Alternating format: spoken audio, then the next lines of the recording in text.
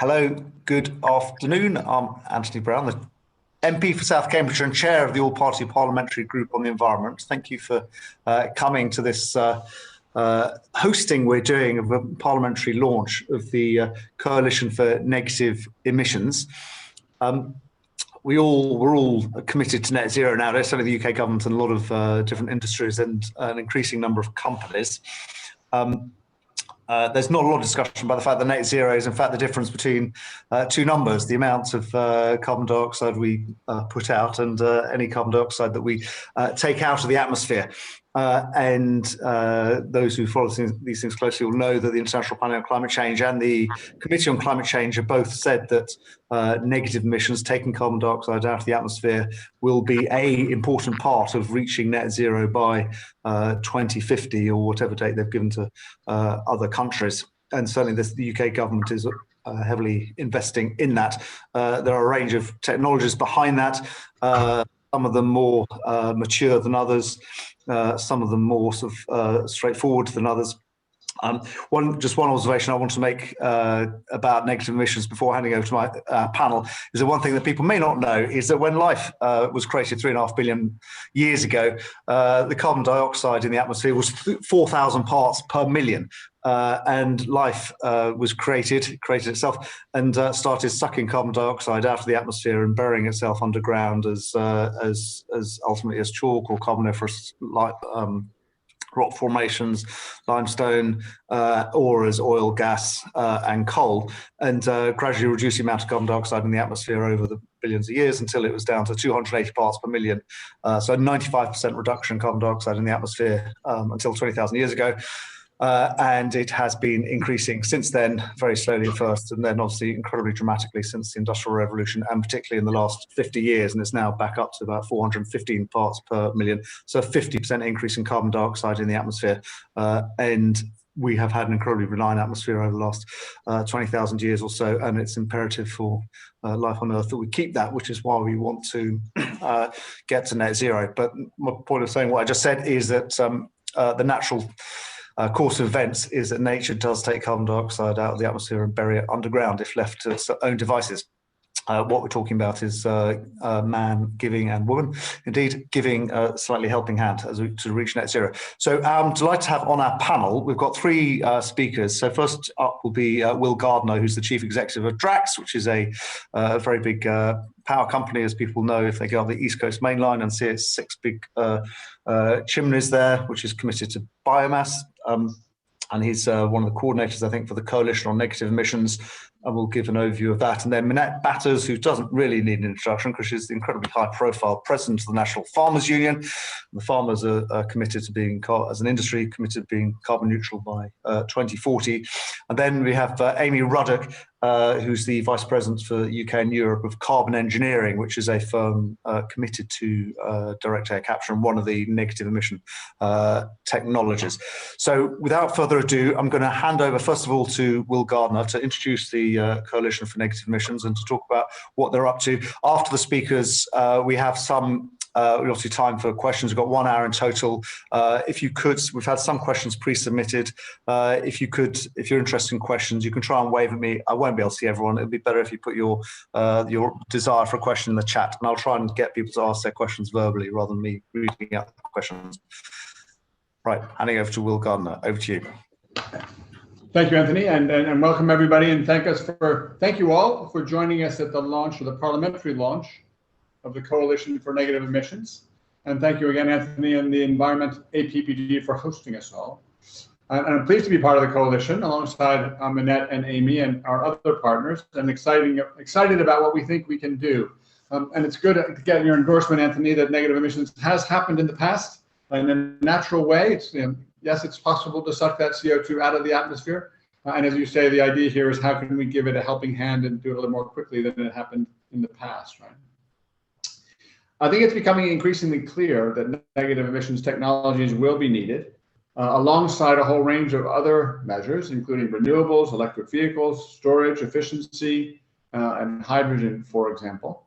And all of these things are sort of complementary. And at the end of the day, one of the reasons why we set up this coalition is to help bring people like ourselves and my colleagues on the panel who can deliver negative emissions, and others like, for example, Heathrow and the International Airlines Group, who need those negative emissions to help balance out their residual emissions, right? And we're calling on the government to seize the opportunity to make negative emissions a point of emphasis at COP26 by adopting a clear and unambiguous commitment to supporting negative emissions in the 2020s and beyond. So also let me be clear, none of the technologies that we talk about today on their own, we think, is going to get the UK to net zero. We're very supportive of a range of negative emissions technologies, and we're going to need multiple solutions, right? Specifically at Drax, we're pioneering bioenergy with carbon capture and storage, known as BECCS, which we think complements in a nice way the other solutions, which you'll hear about from Minette and Amy in a few minutes. So let me just start. At Drax Power Station, we converted from coal to using biomass from sustainably managed forests, and those forests absorb CO2 from the atmosphere as they grow, which makes the biomass carbon neutral. And if we add carbon capture and storage at the back end of that process, we end up with negative emissions, as ultimately more CO2 is stored in the combination of the forests and in the geological storage than is emitted, right? And even if we account for our supply chain emissions. Right? Now, clearly, in order for this to be true, it's important or critical that the biomass we use is sustainably sourced. And at Drax, we have a very clear commitment to only take wood fibers from forests that are growing and where we can contribute to healthy forest outcomes. Right? Our journey from coal is almost complete now. We've reduced our CO2 emissions by about 85%, and then by so doing became the largest decarbonization project in Europe. And we're ready to make a bigger contribution if we can help get to net zero by becoming carbon negative in 2030. What have we done so far? We've actually got a trial, or actually a couple of trials running. The first company in the world who's captured CO2 from a biomass, 100% biomass feedstock. And the way it works is effectively we take the flue gas that comes out of the power station and we separate out the CO2 by running it through a solvent. And then the solvent actually goes through another heat exchange process, and sort of the solvent separates from the CO2, which gives us a pure stream of CO2 that then would be transported by a pipeline to permanent storage under the southern North Sea. And then the solvent is circulated back through the system and used again. Right? As I mentioned, the first part of this process, which is the capture piece, we've done at a small scale, and we're ready to scale up. Give you a sense of that, we are in the middle of doing a pre-feed study to end up choosing our technology provider. We hope to have that decision made sort of towards the end of this year, and assuming we have the right government sort of regulatory framework in place, we would be ready to actually go to the next step, which is a feed study by the end of this year. We're part of what's called the Zero Carbon Humber, which is an initiative that brings together businesses like ourselves, Equinor, SSE, and National Grid, to work in the Humber to sort of create an industrial cluster that of multiple carbon capture companies, as well as a transport and storage provider. And effectively, that's the Humber is a very carbon intensive region, supports about 360,000 jobs. So we think that actually the Humber is a great place to do this because it actually will have the biggest impact. Experts at the IPCC and also the UK Committee on Climate Change all say that BECCS is critical to meeting net zero targets by 2050. The Energy White Paper published by the government at the end of last year describes biomass as one of the most valuable tools for reaching net zero emissions, recognizing that not only does BECCS deliver negative emissions, but also delivers dispatchable and flexible renewable power, which also helps support the expansion of offshore wind and other technologies.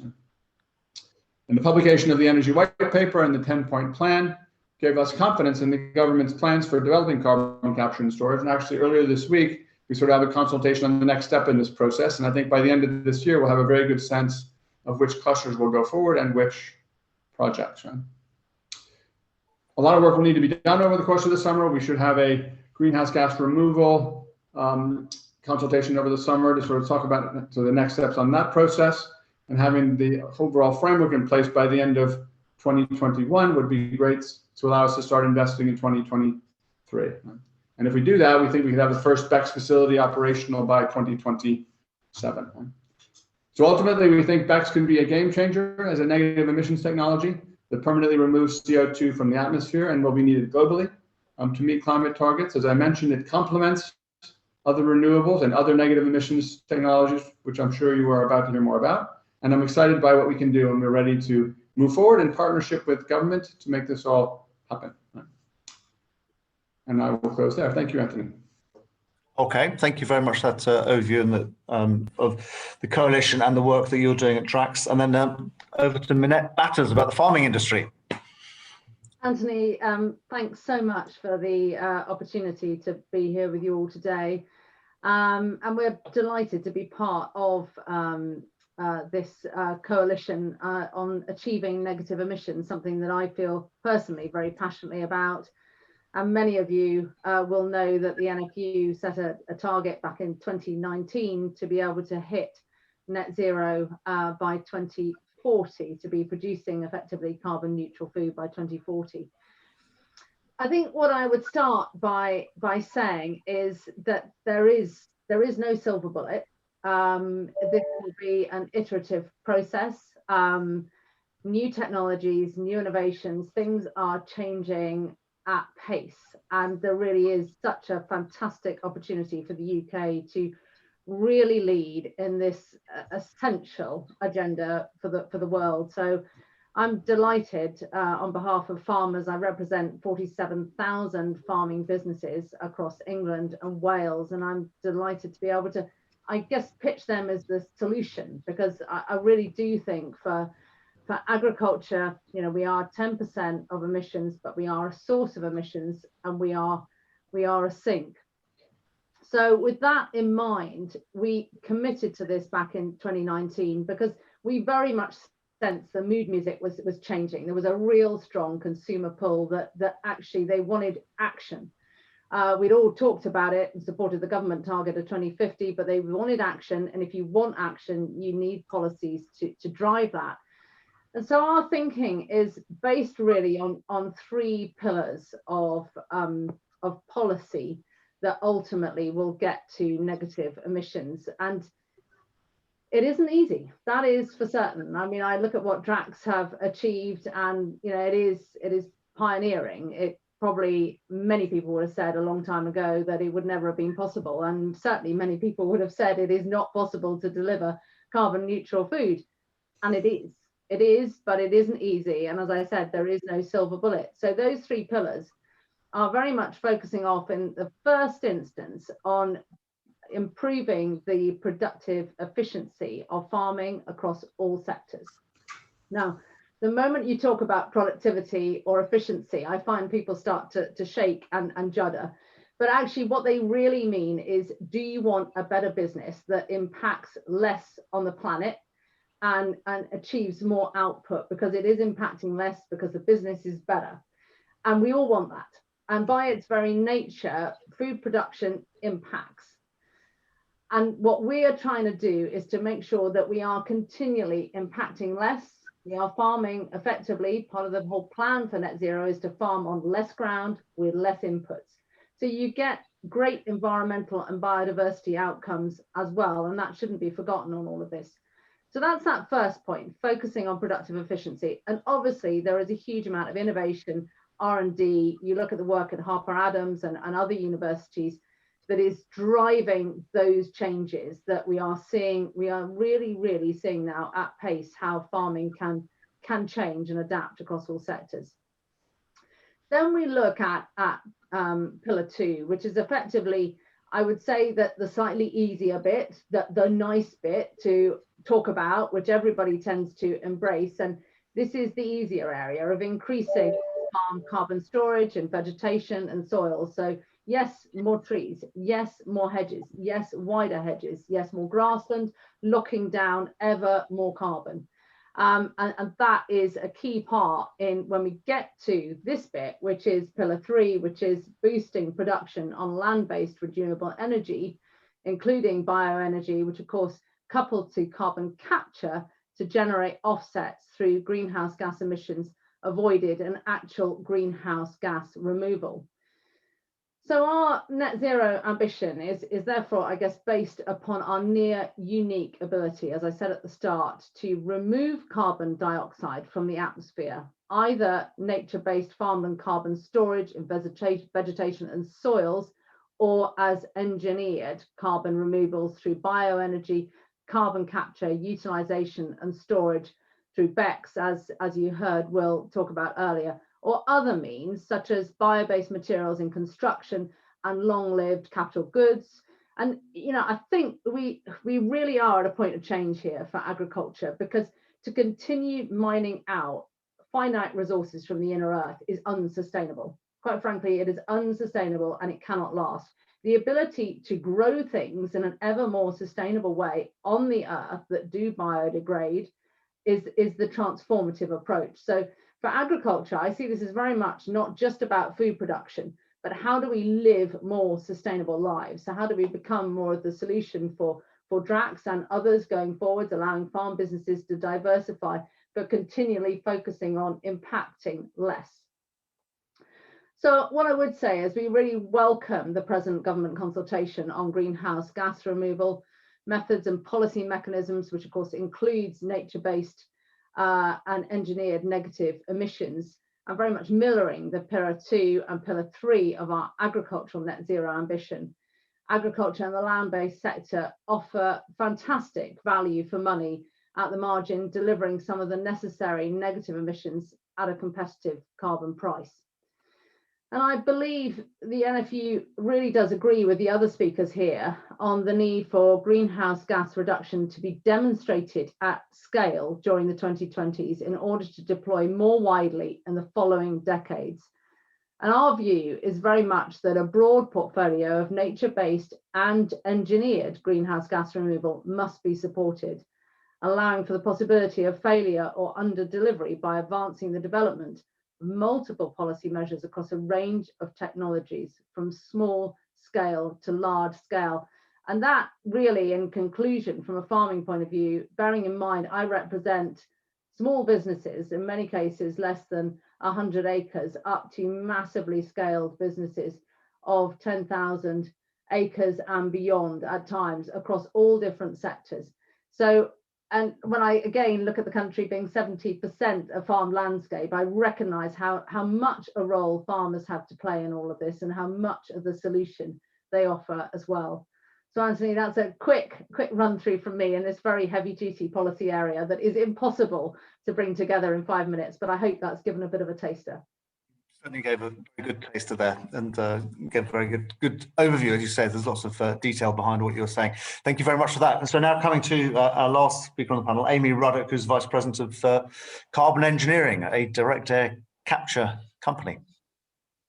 Amy. Thank you, Anthony. And yes, I'm VP of UK and Europe for Carbon Engineering. I'm very pleased to be a founding member of the Coalition for Negative Emissions alongside Will and Minette.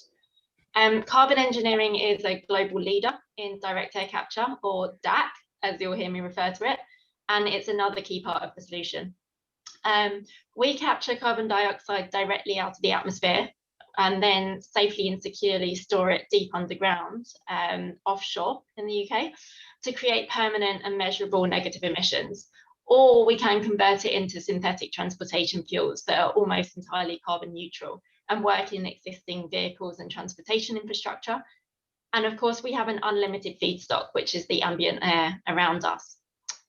Carbon engineering's DAC facilities can capture up to 1 million tonnes of carbon dioxide per year each, and that's equivalent to about 250,000 cars, or the work of about 40 million trees, but with significantly less land and water use, and the land that we use is non-arable. The exact amount of carbon captured and permanently stored is measurable for DAC, and we do it using flow meters. We've proven our technology at a pilot plant in British Columbia, and we're now focused on commercialization. And we're targeting the UK and the US for the first large-scale plants, given the inherent industrial and geological advantages. Our business model reflects our mission. It's about scaling rapidly and making sure that we achieve climate relevancy at the gigaton scale. We're licensing our technology to partners around the world with experience in developing large-scale industrial projects. The model supports the creation of local supply chains and jobs and enables any country to utilize our technology to develop a homegrown DAC industry to help drive down emissions and achieve climate targets. All All of our equipment has significant industrial precedent in other industries, and so our technology has low scale-up risk, improved cost estimations and existing supply chains. I'll add that DAC plants can be located almost anywhere, but they're best placed located close to existing sequestration infrastructure or close to low-cost energy to power the facility. On the screen behind me, you should be able to see an engineering render of what will be the world's largest direct air capture plant, and it will capture up to 1 million tons of carbon dioxide per year, located in the Permian Basin. That's currently undergoing front-end engineering design, and we're expecting it to go through FID by 2022. In the UK, we have a MOU with Pale Blue Dot Energy to build UK DAC plants. The likely first location for the facility would be in northeast Scotland using the Acorn infrastructure, and we think it could be operational by 2027. The UK is in a prime position to become world leader in this technology for several reasons, which is why we think the government should back the technology now. We have about a third of Europe's underground geological storage capacity, and as much as the EU 27 combined. So we really think that Europe could become a carbon storage hub. Also, because we've built up world-leading chemicals and oil and gas industries over the decades, we have unique capabilities and skills that can be reapplied to growing net zero industrial clusters. And DAC plants should be seen as anchor tenants in those carbon capture clusters. They can provide offtakes to pipelines and enable clusters to achieve true net zero, which would likely not otherwise be possible given the residual emissions from difficult to decarbonise processes and activities. And DAC's a growing industry. It will be needed long after point source carbon sources are eliminated. We hope to build 25 or more UK plants, delivering around 2,500 direct, long-term, highly skilled jobs and around several thousand indirect jobs in the supply chain in carbon removal credit management.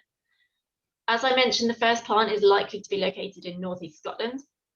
So it's ideally placed to utilise the skills built up in decades serving North Sea oil and gas fields. It'll ensure those areas aren't left behind in the transition to net zero, and that's something I know the government is also keen to ensure. The cost of direct air capture is in the same range as BECCS, and we found considerable interest for private investment in plants. But as with a lot of new disruptive technologies, a financeable revenue stream is the barrier to deployment.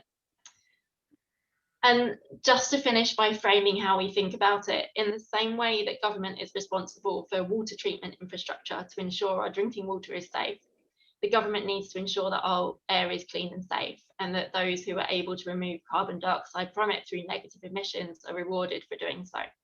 It means supporting and incentivising a portfolio of negative emission solutions and ensuring that the enabling infrastructure, like transport pipelines and storage wells, are financed and delivered. So I will say thank you, and I welcome questions and hand back to Anthony. Okay, Amy, thank you very much for that overview of your of the business that you're in. Obviously, early days. So coming to questions, I'm going to take a mixture of the pre-submitted ones and then the ones that people have asked on here, although they're all sort of a bit blurred, and try to make sure we cover everything. The first pre-submitted one we have from Fiona Harvey from the Guardian. I don't know if you're here. You've got a short question. If you don't speak up, I'll read it out. Then I'll come to Andrew Selous, and then Doug Parr, and then Barry Gardiner. So Fiona, are you here? If not, I'll read out the question you pre-submitted. Okay, I'll read it out. It's quite a generic one, and I guess this is aimed at Will Gardiner. How can you claim that feeding entire trees and millions of hectares of forest into power stations is low carbon or sustainable? So basically, the way we source biomass is as a byproduct from working forests.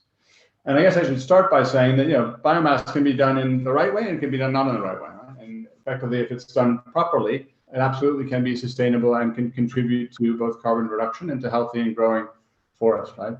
And all of this is something that must be audited and checked. That's an obligation we have under the UK sort of regulatory regime, and something that we take quite seriously, and we make sure that we do. Right? So we source our fiber, from working forests, largely in the U.S. Southeast, but also from Canada and some from Europe.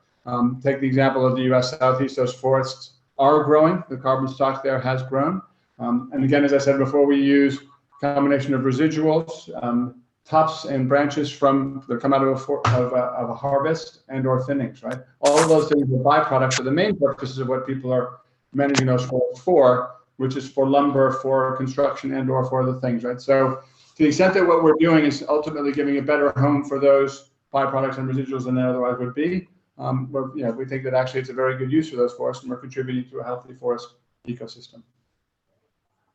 Okay, I'm sure we'll get more questions about that later. In fact, I know we will. So coming to Andrew Salou next, one of my fellow MPs. Thank you very much, Anthony, and 3 great presentations. My question is to Minette Batters, really seeking a little bit more detail on what this actually looks like for British agriculture. I was tremendously encouraged that it was my local National Farmers Union here in Bedfordshire that organised a screening of Kiss the Ground, and I thought it was, it was really good that with local farmers that wanted to explore this issue. But I'm just a bit unsure how we persuade farmers on Agricultural Holding Act tenancies who've maybe farmed the same way forever. The landowner can't really put much pressure on them. How do we explain to people that they can actually make more money? And do we need sort of bridging loans for those few transition years till they actually start getting higher yields? I don't quite see a route map to get British farming to where, I understand you want to take it. Andrew, great question. I think the real opportunity for us now, looking at the next decade, is that we've effectively ripped up all the rule books of the past. We have a blank canvas that is now getting policy drivers within it on the future of the environmental land management scheme, the future of the sustainable farming initiative.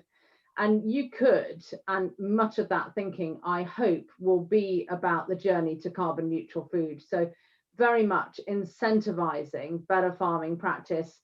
What I said about looking at on-farm efficiencies, we know by driving better animal health status, which we've done a lot of, we lead the world in antimicrobial resistance because we've massively lowered our use of antibiotics, which of course has had phenomenal impact on human health as well. That was driven by policy incentives.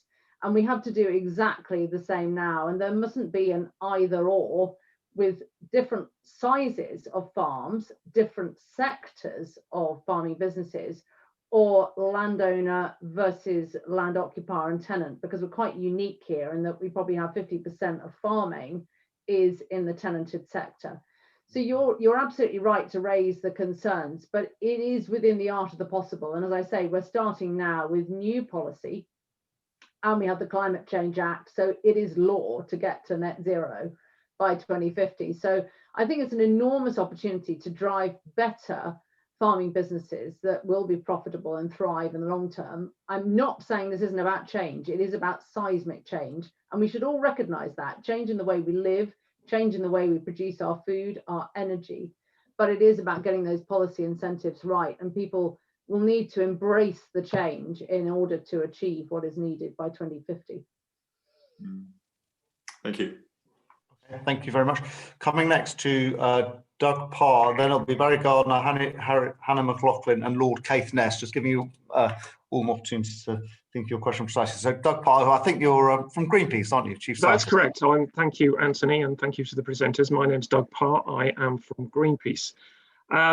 So I have a question about BECCS, which I guess is for Will, which is that a number of organisations, academic organisations like the European Academies and the Science Advisory Council, which includes the Royal Society, have suggested that BECCS is not necessarily going to be all it's cracked up to be because of the complexity of the life cycle emissions, and that the benefits are very sensitive to the type of crop, previous land use, market impacts, and so on of the land use. And they suggest that the actual benefit might be 50 years out before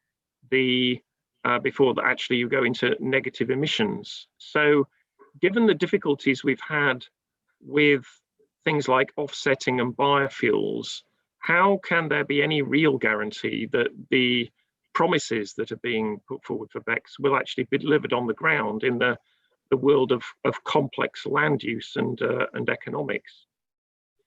This was such that researchers from Chatham House said that they began their paper with, quote, "Policymakers are in danger of sleepwalking into ineffective carbon dioxide removal solutions because of the over-reliance on BECCS."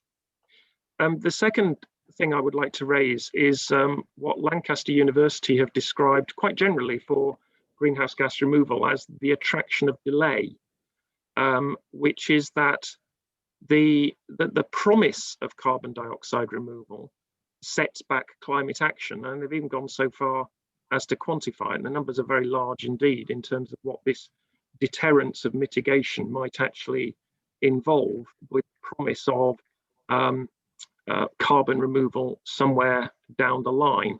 They say it could enable prevarication and delay, embolden vested interests that want to sustain fossil fuel extraction or use. So you can see how prospect of mitigation through carbon dioxide removal actually changes the dynamic of politics in the short term. And how do you think, keep your question relatively short, rather than I was just coming to the end. How do you think that a coalition of this sort would guard against that, given that these prospects could be potentially international?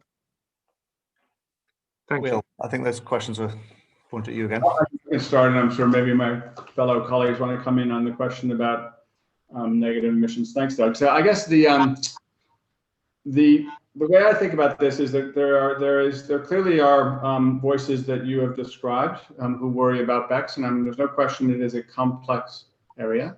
And as I mentioned before, in order for it to be sort of a positive contribution, it has to be done in a sustainable way, and I believe we can do that.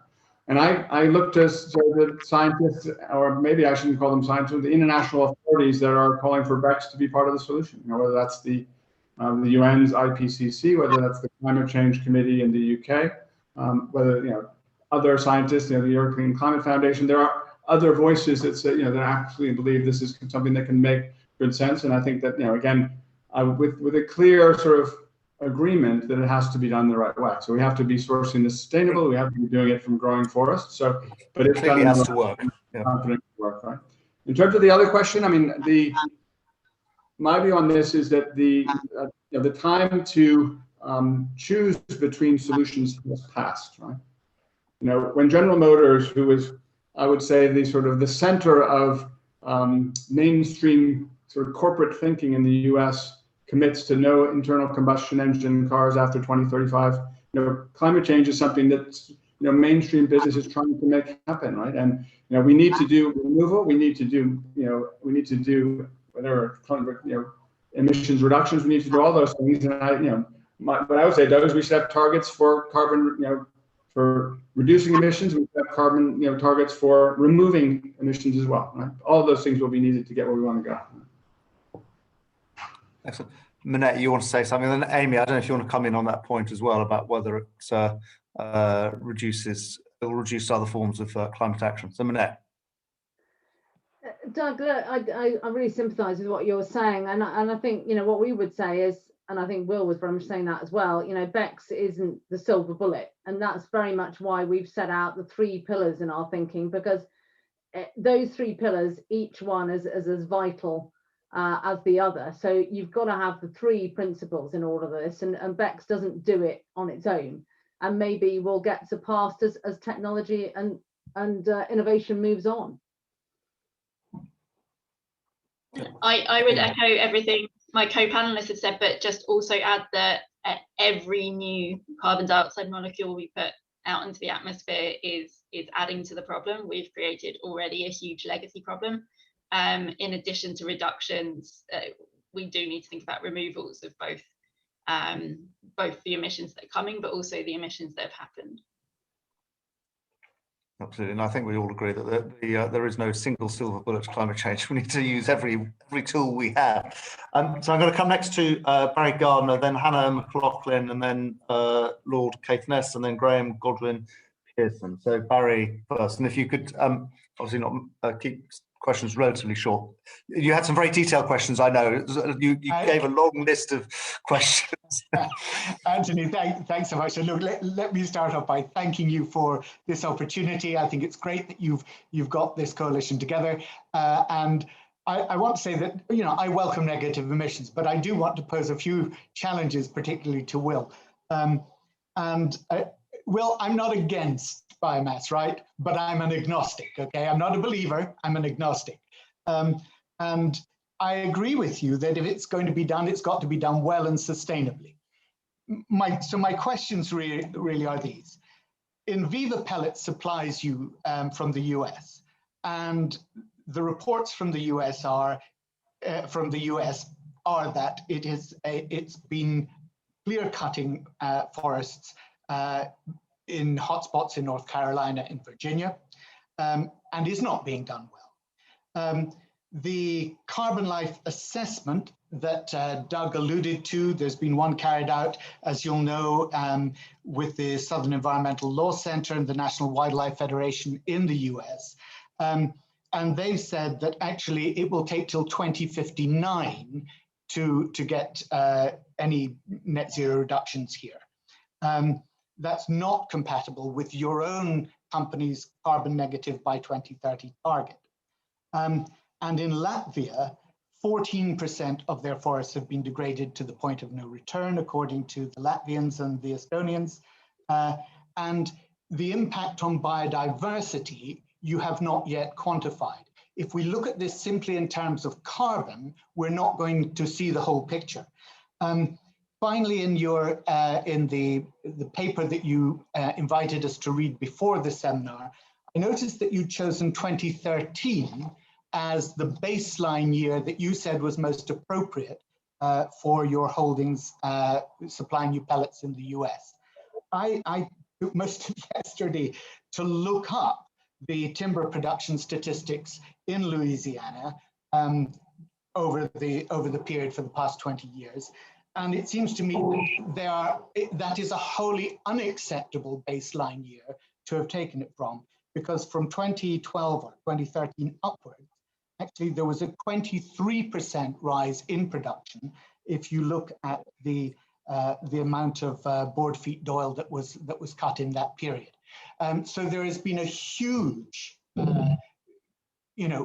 clear felling, huge rise in clear felling by almost 25% in the areas that you are sourcing from. And yet you have chosen to use that as your baseline year to show that actually the forest production in that area is healthy. I don't believe that's the case. Got a lot of questions there. Will, your general response. I know if you've got sort of detailed responses, you can follow it up offline. I have very detailed responses that we can go into, but probably, Barry, we would benefit from doing that offline, as I'm not sure it merits everybody's time. But things like the sort of allegations against Enviva that come from 2015, very well investigated and not found to have a solid basis. The whole issue of carbon debt depends on where you're sourcing from and sort of what the actual facts are on the ground. And there can be situations where that's true, and there are other many situations where that is also not true, right? And if you look at the broad scope of where forests are in the U.S. Southeast, there's no question that the carbon stock is absolutely growing there and has been growing for 50 years, right? And the final point I would make is that, again, the way forest economics work is that people plant trees, and I'll use again the example of the U.S. Southeast, for the lumber that ultimately comes from those trees, right? The vast majority of the earnings that as a forest owner I'm going to get will come from the 2x4s that I will sell that come out of a sawmill. Right? They don't make a lot of money out of the pellets, right? So to say that, so it's just not true that a significant increase in the amount of harvesting is coming from the wood pellet industry. That's not the way the economics work, right? So happy to take some more of those questions offline, Barry. But I mean, we are very comfortable, and we've published our research on healthy forest landscapes, our catchment area analysis, that what we're doing is contributing to a healthy and growing forests. Okay, thank you. I think we'd all agree that's clearly important that you'd be able to give reassurance that BECCS does contribute to negative emissions and supports biodiversity. The next question is one of the pre-submitted ones from Hannah McLaughlin. I don't know if she's from Field Consulting. Hi. Both of you are here. If you want to speak Hi. up, I think it's for Amy Ruddock this time. Hi. Yeah. You, Will. We haven't talked that much about job creation yet, so I was wondering whether Amy, you could speak a little bit more to the supply chain that DAC implementation in the UK would have, and how kind of traditional industrial communities could benefit from new DAC facilities. Yeah, thanks, Hannah. I think I mentioned in my opening speech some of the numbers around the direct employment created. So for a single plant during the construction, we're talking about 15,000 jobs over 3 years, and then on ongoing operation, it's about 100 per plant, and that's based on what we found in this plant here in the US. But then maybe just to touch on the supply chain, I mentioned that we're using industrial precedent equipment, where you see the row of kind of circles behind us is the air contactor, where the magic really happens for DAC, and it's based on industrial cooling towers, which are really common in some of the more declining industries in the UK. So we take the cooling towers and we innovate for the for use in DACs, but I think that's important because there's an established supply chain for it, and there's a number of UK suppliers out there that you go to with an RFP. Having that existing supply chain means that you bring the cost down of the DAC process considerably, but it is also a new and growing use case for their suppliers out there. Excellent. Thank you very much. Then coming to Lord Caithness, Malcolm Caithness, and then Graham Godwin Pearson, Flossio Boyd, and Richard Benwell. So Malcolm Caithness first. Thanks, Andy. Well, first of all, I'm delighted that CCS is coming into its own at long last, or it looks as though it could be. But my question is for Minette, because farming is a very genetic word that covers a whole range of industries. But when you analyze farming, 50% of the CO2 emissions from farming come from the reduction and degradation of lowland peat soils. So it's not spread evenly throughout the industry, and those soils are often our best grade 1 soils. So Minette, what plans have you got that focus on that part of the industry? Oh goodness. Okay, no, I think how do I summarize that in 60 seconds? I'll happily let Dr. Jonathan Scurlock come back to you with a sort of comprehensive overview of it. I mean, you know, we do feel, you know, this constant balance that we face with food production versus energy versus doing nothing at all. You know, there are many that would say actually we should be doing nothing at all, and we should allow all that to return back to nature and job done. We feel very strongly, you know, here in the UK, we have a maritime climate and we have 70 million people to feed, whether we like it or not. So we have far better capability than many other parts of the world to be able to produce food and do it ever more sustainably. And I think therein lies the answer to your question. You know, we got to farm smarter, we've got to impact less.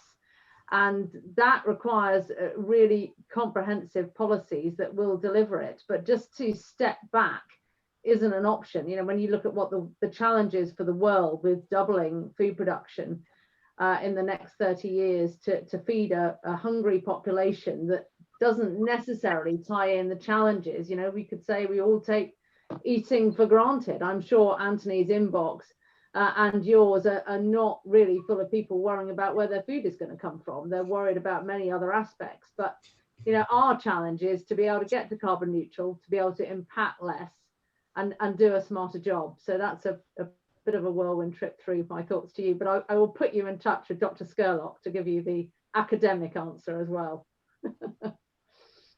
Okay, thank you very much. Then a question from Graham Godwin Pearson. If you could just say which organisation you're from or where you're from. Thank you, Chair. I'm a district councillor in Sedgemoor. I've got a question for the NFU president, please, which is that given that many local authorities, including rural ones rather, are now committed to carbon neutrality by 2030, it seems we need to get our ducks in a row by then. And I wonder if the NFU can assist that effort with meaningful change by bringing forward its commitment by 10 years. Because if the local authority, you know, if our local authorities are committing to carbon neutrality 10 years before our farmers, then farming won't necessarily play a part in that. And practically speaking, how can the NFU help farmers transition away from carbon-intensive factory farming? Oh, goodness me. Very ambitious, but Yeah. nothing wrong with ambition.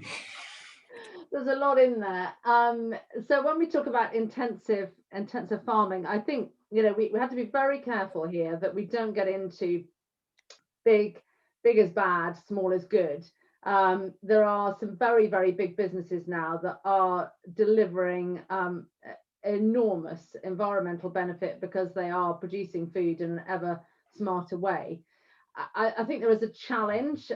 Very quickly, you end up talking about food inflation. There is a challenge in the fact that food is the same price now as it was 20 years ago. You know, we are the third most affordable food in the world. We are the most affordable in Europe, and we have higher standards than we've ever had. So you've got to look at the sort of balance of payments in all of this and who is going to pay for it. Now, it's back to what I said about the future policy.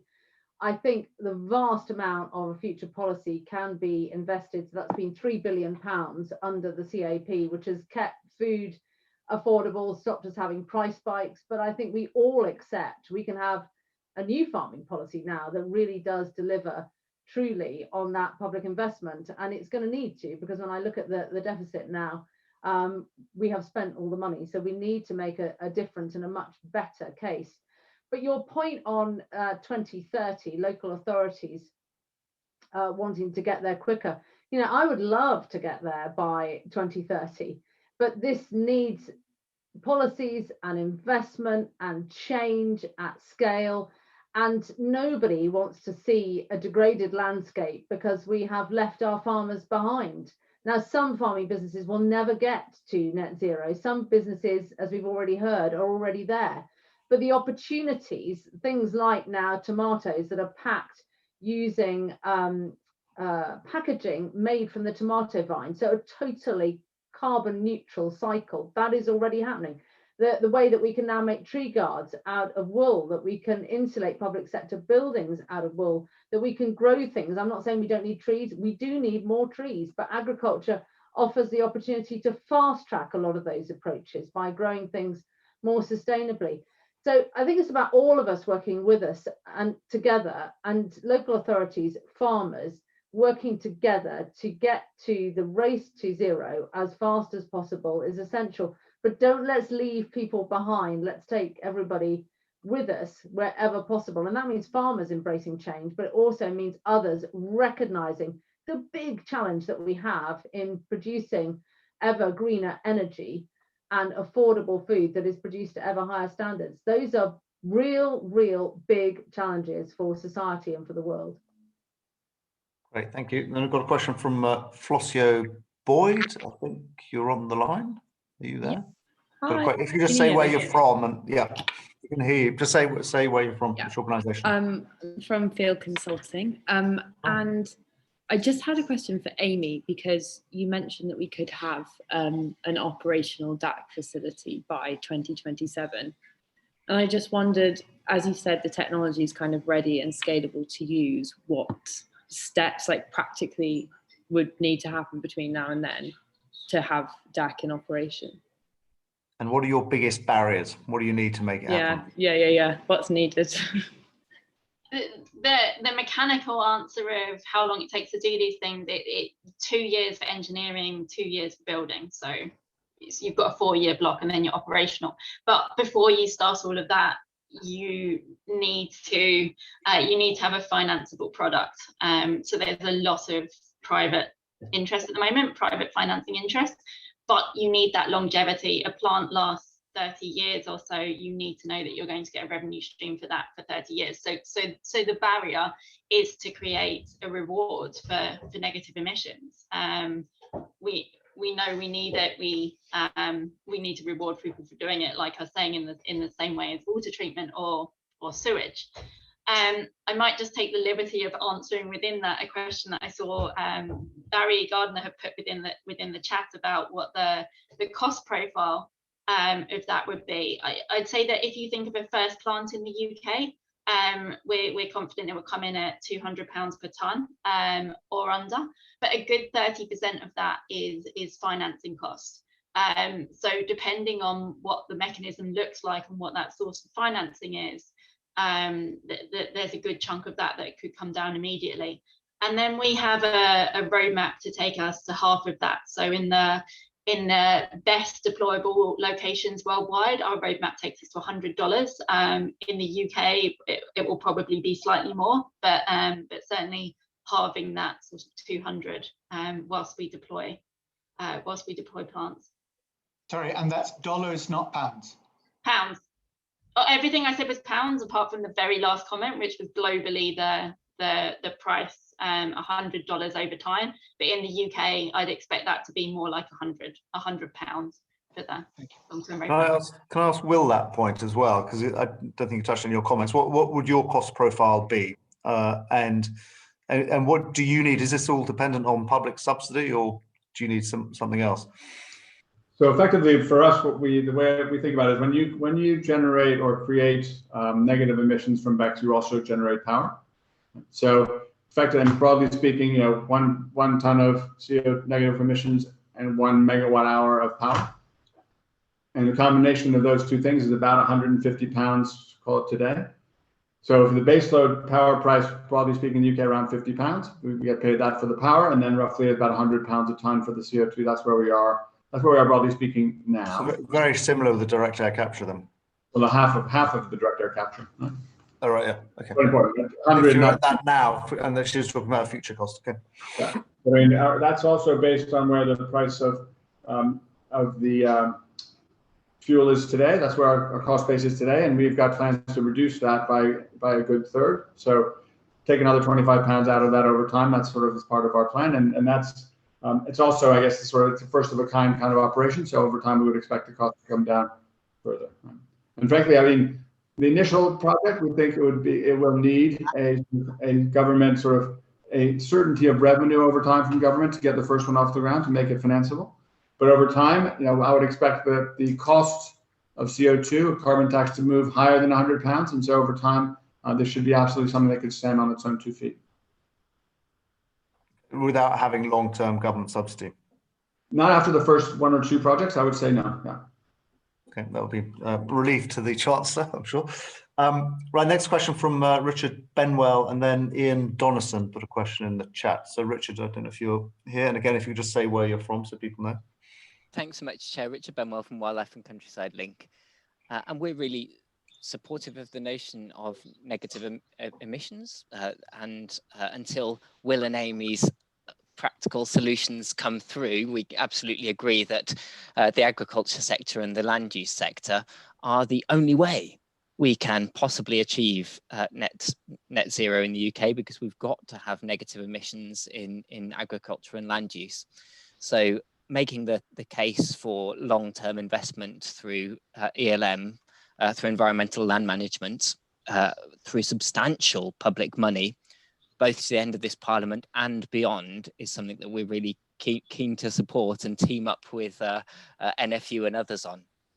I guess the question today is, the problem always comes when those negative emissions purport to be the same as fossil fuel emissions. The old fallacy that a ton is a ton is a ton just has been proven wrong countless times, and proposals for offsets and carbon drawdown have been shown to be fake emissions reductions, or poorly accounted for, or in some cases even leading to perverse outcomes and actual real world increases in emissions. So I'd like to ask what the coalition's policies are in terms of separate accounting for emissions drawdown as opposed to real fossil fuel emissions, both in the private sector and in national accounts. And crucially, whether the coalition would agree that these negative emissions should never be sold into a compliance market as a replacement to allow continuing fossil fuel emissions to carry on. Okay, thank you. I think your first question was touched on partially earlier, but clearly it has to be robust. It has to be what it is, which is, I think Will did answer some of that before. Minette, do you want to answer some of those points? I think it's absolutely essential, Richard, that, you know, when we looked at ELMS, that we really prioritise it rather than just sitting as one of 6 themes that it is at the moment. It should be front and centre. You know, I won't answer for Will and Amy, but I think when we look to the future, we should make it the vast majority of, rather than just at the moment sitting as sort of, you know, one of the 6 themes. That doesn't go far enough for what is needed, is what I'd say. Anthony, if I might just add just one quick comment on the first question, which is, I think there's recently been a report from a group sort of called the Task Force on Voluntary Carbon Markets, which was convened by Mark Carney, Bill Gates, among others. And I think they've absolutely recognized, Richard, the problem that you raised, which is how do we make sure that these things are, that they're, you know, they're verifiable, that they're real, that they're, I guess, additional, as in they are something that would not have happened otherwise if you're going to get credit for them. And so they put down a whole series of recommendations for how we can improve sort of the actual sort of the governance around these markets, which I think is absolutely critical, because if they're not, they don't have support and belief that they're actually real, then it won't work. So I agree with your question and the need to solve that problem. Excellent. So the last question I have, and we've only got a few more minutes left, is Ian Donnison. I assume you're here. You put a question in the chat somewhere. Yeah, so Ian Donnison, IBES Amherst with the university. So I guess the question really, it's about that, given the scale of the challenge, as we're hearing at the beginning, how do we stop the perfect being the enemy of the good? So in other words, how can we get started on adopting some of these technologies, having sort of review points and actually saying, how are we doing? Should we stop this? Do we need to adapt it? How do we scale up from here? So it's just the practicalities of just how do we actually start doing some of these things? I think it's probably aimed more to Amy and Will. Amy, do you want to touch that one? Yeah, I think I'd start by saying one of the reasons the coalition's coming together is that we recognise that there needs to be a portfolio approach, and to have any chance of meeting targets and any chance of stopping or preventing the worst of climate change, everything needs to be up and running by 2050. So initially it might be that you support the portfolio of technologies through different policy mechanisms, but ultimately you should be looking for a technology neutral approach, like down the road that you want to incentivize the removals that bring the best value for money, but initially letting everything have a chance. Will, anything to add? Well, the 2 things I might add. I mean, first of all, I think the UK government is making good progress in this area. I mean, the greenhouse gas removal call for evidence, I think, will sort of allow us to sort of keep moving forward. I think being part of the carbon capture and storage sort of cluster concept, I think, again, we get to sort of get some of these things off the ground and sort of prove that they can work. I think that's a key part of this. The other thing I would say is that the private sector is getting increasingly involved, right? I mean, you all would have seen that Microsoft recently bought about 1 million tons of negative emissions. And so, you know, if we can get those kinds of initiatives going, they will also add support to the governance framework, right? Because, I mean, Microsoft, I'm sure, has done extensive due diligence on what they think is real, additional, and verifiable. So, yeah. Thank you. Minette, you've got your hand up, I think. Just very quickly, Ian, I think from our point of view, and probably for everybody else's, it's essential that we allow the science to drive this. It can become very emotionally driven, and actually working with the science to drive the right policies that are changing at pace for the reasons that Will just talked about. I mean, I think the significant investment by Microsoft in Australia will have been well thought out, well gone into. And we've just got to make sure that we stick with the science and that we fast track it effectively, because we do not have time on our side. So for me, it's about making sure that it's science and evidence based as we move quickly forwards. Excellent, thank you. You've got just 1 minute left. I'm going to use the chairman's prerogative to ask one question, which is, I first wrote about carbon capture and storage when I was environment editor of the Observer or Times about 20 years ago. And the one question that was asked at the time, which hasn't been raised tonight, and I'm surprised no one's raised it, is that if you bury the carbon dioxide underground somewhere, how can you make sure it doesn't leak out again? Because clearly that would be totally counterproductive. But no one's raised that issue. But Will and Amy, clearly that's mission critical if you are going to have negative emissions, that it doesn't all seep out again. How can you give reassurance that won't happen? So I think that it has to be done in the right way. I mean, the only thing I would point to is that Equinor, for example, off the coast of Norway, has been doing it for I think a decade plus, and they've sort of evidence that they can keep it under the ground. But absolutely something that has to be evidenced and continually done. I agree with that. And is there evidence that you can do that? Well, I think the Equinor example is a good one, right? That actually it is happening. Yeah. And I think globally, it's more than 200 million tons of carbon dioxide that's been stored in geological sites over the past few decades as well. And is it being monitored whether any of that's coming out? Yes, so there's been numerous academic studies on it. And the current understanding is that the permanence is guaranteed for around 10,000 years. Okay, and when I'm asked that question, I think my normal answer is that all the gas, the natural gas, was down there naturally for hundreds of millions or billions of years without leaking out generally. So clearly, if nature could do it, I suspect man and woman will be able to do it in the long run, even if we mess up a few times on the road there. We've run out of time. It's 5 o'clock. Thank you all very much. Thank you, Minette, Amy, and Will. It's been a fascinating discussion, and clearly this is the start of a long journey on negative emissions, and I'm sure we'll all follow it very, very closely, and we'll have lots more questions in the coming months and years. Thank you all very much, and thank you everyone who attended. Thank you all. Goodbye. Have a good evening. Bye.